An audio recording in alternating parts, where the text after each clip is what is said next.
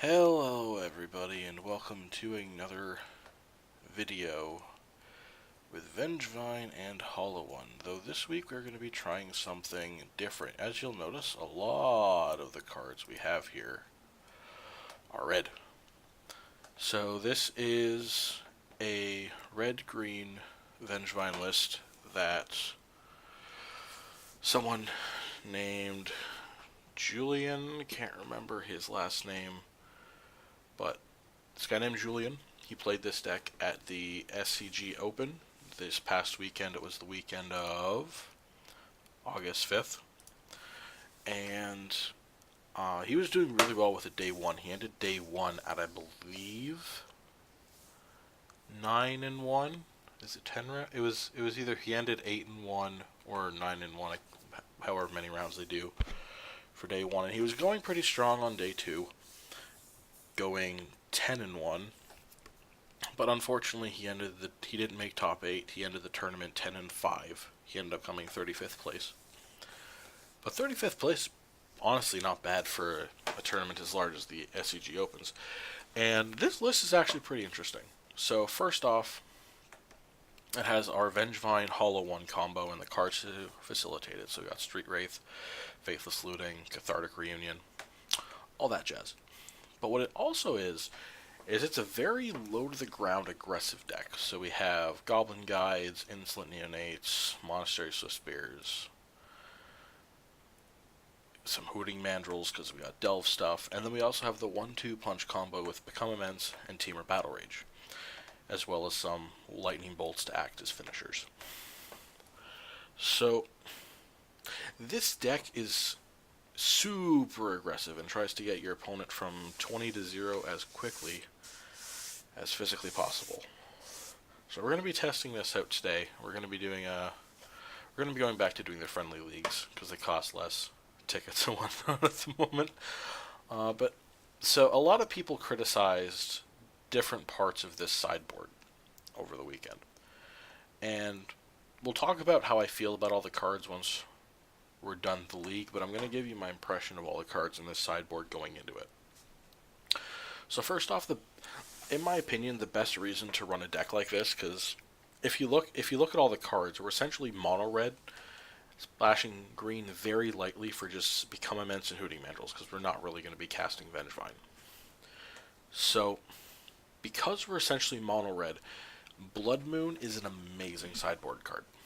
I think one of the most difficult matchups for a deck like this, because we don't have really ways to interact with our opponent, is going to be unfair big mana decks. Decks like Amulet, decks like Tron, Eldrazi Tron, even Titan Shift, because we can turn off their Valakuts.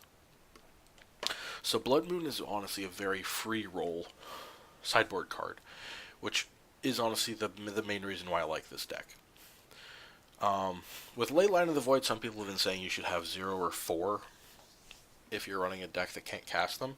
And while in a lot of cases I would agree, we do have a special scenario where in our deck we want to be discarding a lot of cards with Faithless Looting and Cathartic Reunion. So if we draw off a Leyline later in the game, we can just pitch it to one of those and we're good.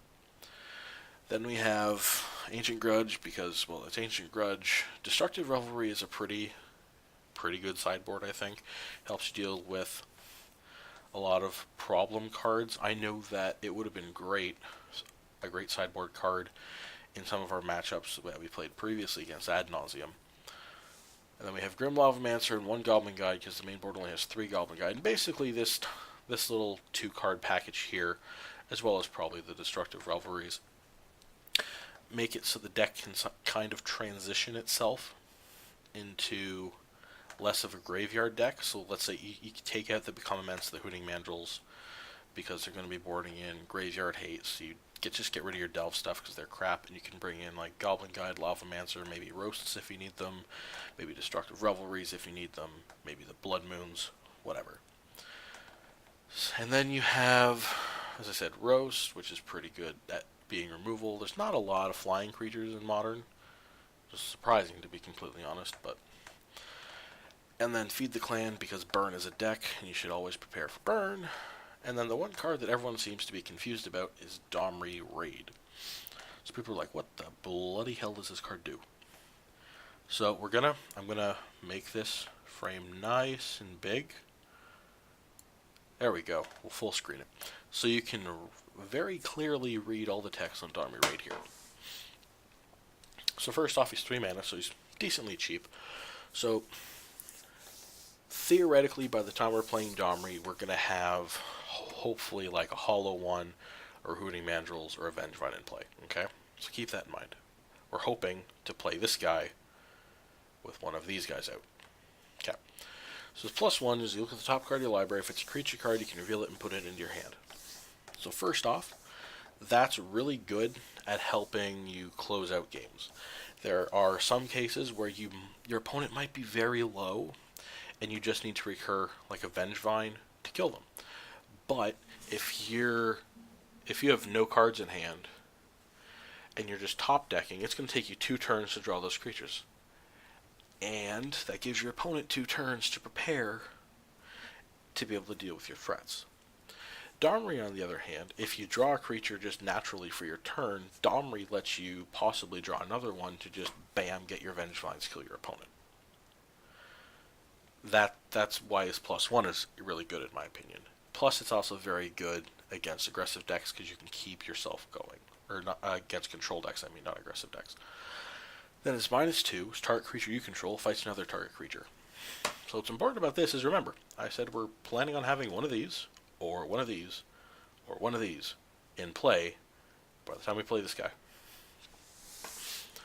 With the exception of Grixis Death Shadow and like Eldrazi-tron, almost every deck plays creatures that have less than 4 toughness. And in a lot of cases, less than 4 power. So with the -2, we can kill every creature in burn. We can kill every creature in affinity. We can kill every creature in the company decks, except a gigantic Knight of the Reliquary, but it's not going to be that big this early in the game. Plus, even if we're just -2ing and killing like and trading our Hollow One with like a Thought-Knot Seer and then getting through with damage, that's really good. Being able to just have one of your big, cheap 4-power creatures punch another thing in the face this early in the game is honestly a really strong ability. And the fact that it's repeatable is what I think makes it really good. The -7 is the emblem. You can just ignore it. I don't think you're ever going to get the emblem. So yeah, that's the red-green Vengevine deck that we're going to be playing today. And I will see you guys for Game 1.